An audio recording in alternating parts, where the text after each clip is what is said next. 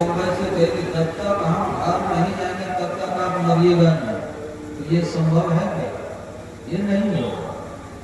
लेकिन यहाँ पर गुरु मतन जी देखिए क्या कर रहे हैं। ये महर्षि मतन कहते हैं कि बेटी सभी, जब तक भगवान तुम्हारे झोपड़ी में ना आवे तब तक मरना नहीं, तब तक रहना, उनकी प्रतीक्षा करना, उनके आने के बाद ही क्यों जाना। अब भगवान श्री राम आगे झोपड़ी में की नहीं, भगवान आ गए, माता सभी ने भगवान को देख लिया, स्वागत सम्मान भी किया और जूठा बेर भगवान को भोग लगा दिया, प्रसाद भगवान को पवा दिया और भगवान का प्रसाद भी खूब पा लिए। अब भगवान श्री राम लंका से चलने लगे, तब सभी कहते कि भगवान थोड़ी देर ठहर जाए, रुकिए, अभी मत जाइएगा। तो भगवान ने कहा क्या करें? तो सभी माता ने कहा कि पहले हमको जाने दीजिए तब आप जाइएगा, पहले जब हम चले जाएंगे ना तब आप जाइएगा। अब वही पाठ में अभी सुन रहे थे, भगवान राम खड़े हैं और माता सभी भगवान के सामने ही देह का त्याग कर रही है, देह को छोड़ करके माता सती जा रही है। अच्छा, ये संभव कैसे होगा?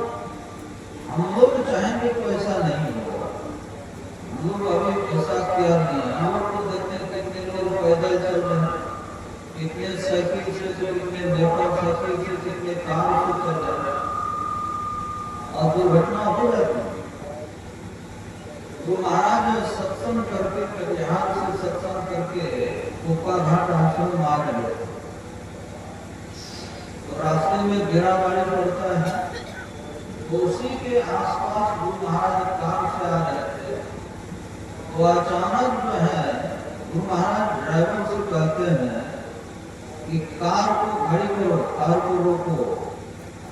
तो आगे शर्मा हरि बाबू गुरु महाराज के ड्राइवर थे और रोक दिए, कार को खड़ी कर दिए। गुरु महाराज की कार रुक गई, एक कार पीछे से आ रही थी, वो क्रॉस करके आगे बढ़ी और जैसे वो कार आगे बढ़ी, आगे बहुत बड़ा सा पेड़ था, वो अचानक थोड़ी थोड़ी बारिश भी हो रही थी, हवा भी चल रही थी। अब विशाल पेड़ उसी कार के ऊपर गिर गया। कार में जितने लोग बैठे थे सबके सब दब करके मर गए और गुरु महाराज कार को पहले रुकवा दिए। कार में बैठे हैं, बारिश हो रही है, आंधी हो रही है, तो भीतर सुरक्षित रहते हैं कार में बैठे थे। लेकिन ये रास्ते चलते चलते वहां घर में सब प्रतीक्षा कर रहे हैं कि फलाना बाबू आ रहे, कार से आएंगे, गाड़ी से आ रहे, कार से आएंगे, वहां घर में प्रतीक्षा में है। लेकिन देखिए रास्ते में ही कार पब्लिक हो गए। रास्ते में कार में बैठे बैठे ऐसी घटना घटी, ऐसा पेड़ गिरा कि दब के सर मर गए। तब पीछे से गुरु महाराज ने गाड़ी बढ़ाने का आदेश दिया। तब लोगों को समझ में आया कि गुरु महाराज ने एकाएक कार को क्यों रुकवाया। आधा पहले कोई जानेंगे कि दुर्घटना होने वाली है, गाड़ी खड़ी करो। लेकिन संत जो होते हैं वो कैसे होते हैं, जाने कि काल कर जाना, करतल गत अमृत समाना। जैसे किसी के हाथ में अमला का फल हो तो कहाँ कटा है, सड़ा है, गला है, वो सब दिख जाता है। वैसे ही संत महापुरुष को सब दिखता है। कार में सफर कर रहे थे, घर में वहां सब प्रतीक्षा में रहे, लेकिन संसार से चले गए। कितने लोग अपने ही घर में रहते हैं, रूम में रहते हैं, कमरे में व्यवस्थित रहते हैं, आराम से रह रहे होते हैं, लेकिन वहां रहते रहते ही कमरा से ही चले जाते हैं। ऑफिस में कितने काम करते हैं, घाट के साथ कितने रहते हैं, कितने सही के साथ, सेनापति के साथ रहते हैं, सारी व्यवस्था के साथ लोग रहते हैं, लेकिन वहीं से चल देते हैं। ये काल अचानक मारुसी जो की तरफ हुआ, अचानक मर जाते हैं। लेकिन माता सबरी को देखिए अचानक मरी है। सबरी माता ने कहा कि ठहर जाइए राम, पहले मुझे जाने दीजिए। सदगुरु महाराज के लिए तो सब जानते ही हैं। वो महाराज कहा करते थे कि बाबा साहब ने मुझे 100 साल जीने का आशीर्वाद दिया है, तो मैं 100 वर्ष के बाद ही संसार से जाऊंगा। और 100 साल के बाद ही गुरु महाराज ने अपने शरीर का परित्याग किया। और सबरी गुरु की बात मान करके तब तक रही। 11,000 वर्ष तक सबरी नहीं मिली, देह का त्याग उन्होंने नहीं किए। भगवान राम आए तब आके ठहरिए, पहले हमको जाने दीजिए तब आप जाइएगा। ये अकाल मौत कौन होते हैं, ये काल कबलित कौन होते हैं? जिसके जीवन में जम आता है, जिनके जीवन में जमराज आता है, जमदूत आता है, काल आता है, वो ही कभी भी मर जाते हैं।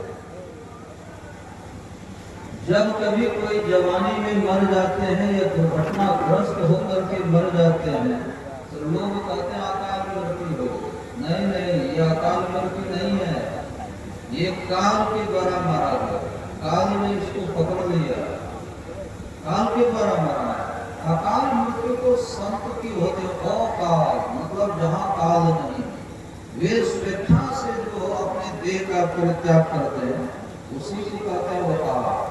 मतलब जहाँ काल की गति नहीं, जहाँ काल का कुछ नहीं चले उसी को कहते हैं अकाल। और मतलब नहीं, लेकिन यहाँ बोल देते हैं। तो एकाएक अनायास कभी भी जो मर जाते हैं उसको कहते हैं काल के द्वारा मृत्यु। क्योंकि काल अचानक मारा, यह अचानक मरा है, एकाएक मरा है, तो ये काल की मौत से मरा है।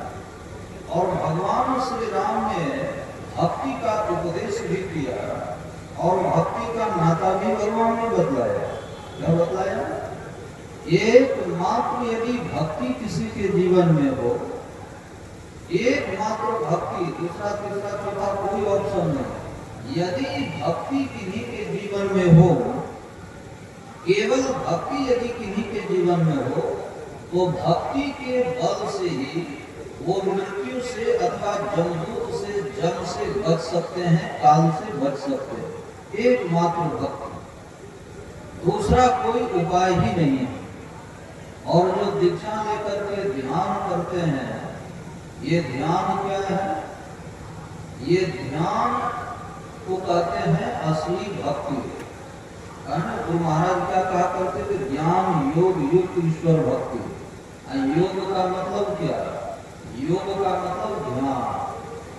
और योग के युक्ति को जान लिए, हम सीख लिए, और युक्ति सीख करके तब जो हम बैठ करके ध्यान करते हैं वही है भक्ति असल में। उसी को कहते हैं भक्ति। बाकी घर जो कुछ करते हैं वो पूजा पाठ है। ये शाम चित्ते बसे भक्ति ही सर्वदा प्रेम रूपिणी नौते पश्यंती की नासम स्वप्न के मल भूतया।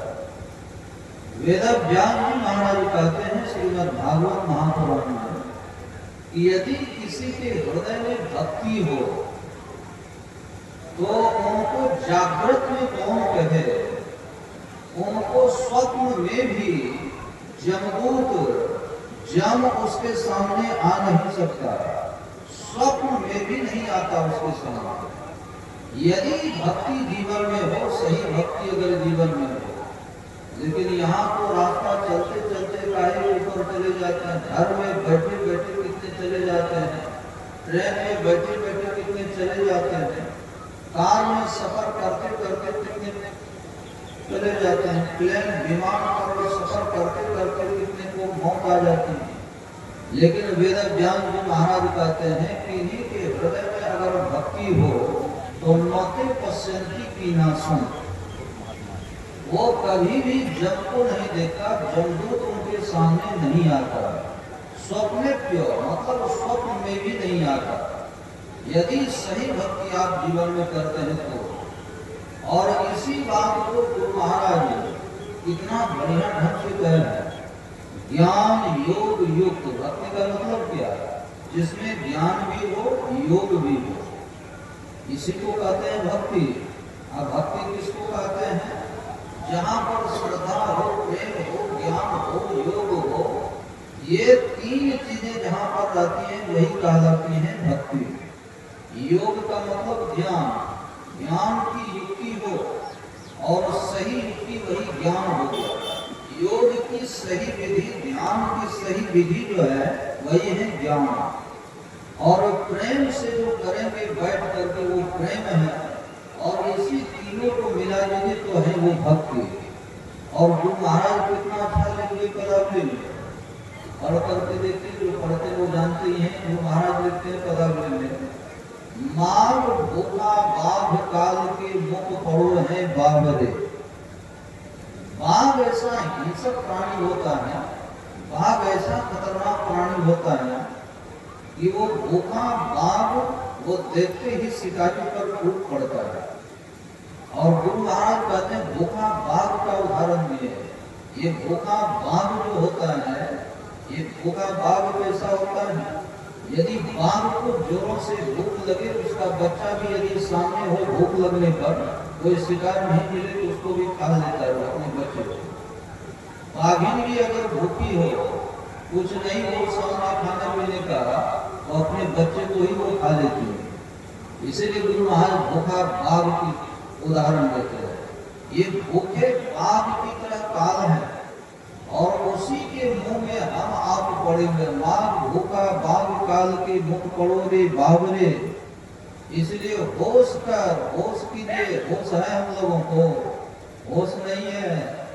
अभी तो हम लोग बेहोश पड़े हुए हैं, खाने में, पीने में, सोने में, इधर उधर तरह तरह के भोगों को भोगने में बेहोश पड़े हुए हम लोग।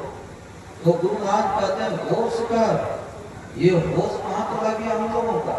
ये सुध बुध हमारी कहाँ खो गई, क्यों खो गई? सुधी बुद्धि भागी तन को लागी, गुरु ने सुधी दी। तो हम लोगों का होश खो गया है, हमारी सुधी बुद्धि ठीक नहीं है, सुध बुध खो गई। अब गुरु महाराज कहते हैं बेहोश होकर के मत रहिए। इसीलिए कहा होश कर चेतो सवेरे, बचो काल से। कैसे? तो कहा ध्यान के दावड़। ध्यान करके काल से बचना होता है। ध्यान कैसे कीजिएगा? ध्यान के विषय में पहले जानना होगा, तब ना। सहज में ध्यान से पावे, तब सूरत का खेल नहीं आवे। अपने भीतर में सूरत को कैसे लगाना है, ये भेद को जो सीख लिया वही ज्ञान हो गया। अब करेंगे तो जैसे जैसे नहीं, बहुत प्रेम से करेंगे इस काम को। बहुत योगी नाम अपनी सर्वेशा यदगते नाम प्रात्मना, श्रद्धावान भजते योग अतेमे युक्ते त्वमपि। भगवान कहते हैं कि केवल ध्यान करने से नहीं होगा, तब ध्यान करो पर प्रेम के साथ करो। अब प्रेम से जो ध्यान करेंगे तो उनको सफलता मिलती है। और यही तीनों जब एक साथ मिल जाता है, जहाँ ध्यान होगा वहाँ ज्ञान भी होगा, ये भी बात है, और वहाँ प्रेम भी होगा। ये तीनों जैसे मिला कि बस वही हो गई भक्ति। यही है भक्ति का स्वरूप। और गुरु महाराज कहते हैं काल मुख से निरूपी भागो ध्यान केवल भाई ले। बस यही एकमात्र उपाय है। माता सब ने वही किया, ध्यान करके काल के मुख से निकल गए। हम लोग अभी निकल पाए हैं? हम लोग अभी नहीं निकल पाए। झूठे सुख को सुख कहे, हम मानत है मन मोर। अब जगत चबेना काल का कुछ मुख में कुछ बोल। हम लोगों की तो ये स्थिति है। हम लोग जो यहाँ पर बैठे हैं, जो दुनिया के लोग हैं, कुछ तो काल के मुंह में पड़े हुए हैं और कुछ काल के गोद में बैठे हुए हैं।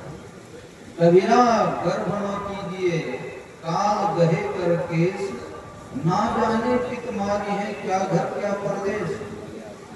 सबके बाल पकड़ कर काल बैठा हुआ है सिर पर, सबके सिर पर। अरे बाल पकड़ने का प्रमाण क्या है? जवानी में सबका बाल काला होता है, और जैसे जैसे बूढ़ा होने लगते हैं तो बाल पकने लगता है। ये बाल पक जाता है, दांत बढ़ जाता है। अंगम गलितम पलितम मुंडम दसम विहीनम जातम कुंडम, करभृत कंकित शोभित दंडम पद्म मोचत यासा भांडम। गलित हो गए बाल शीश के, फलित हुआ सब बात, टूट गए क्यों ही कटोरा से मुँह के सारे दांत। पकड़ा हुआ हाथ से कांपता सबका दंड, अब फिर भी नहीं छोड़ता आशा भांड अरोपा खंड।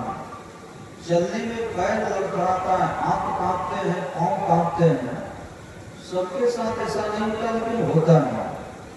माता सभी को जो भगवान ने भक्ति का उपदेश कर रहे हैं, इसीलिए कि सभी के जीवन में भक्ति तो पहले से है, और भक्ति जहाँ होती है वहीं के लिए कहते हैं नाते पश्चंती की नाशा।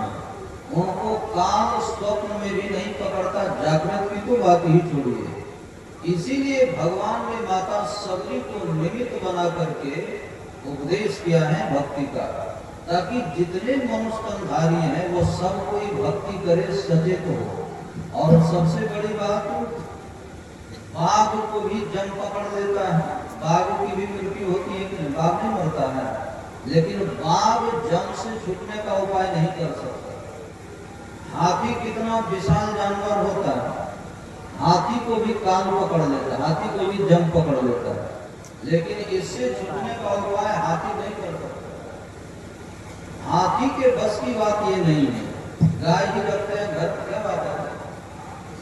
कल के 4:30 बजे तक कहला मल्यार्पण रहते मल्यार्पण करते। बोले प्रेम से श्री सद्गुरु महाराज की जय। अब मल्यार्पण का कार्यक्रम होगा।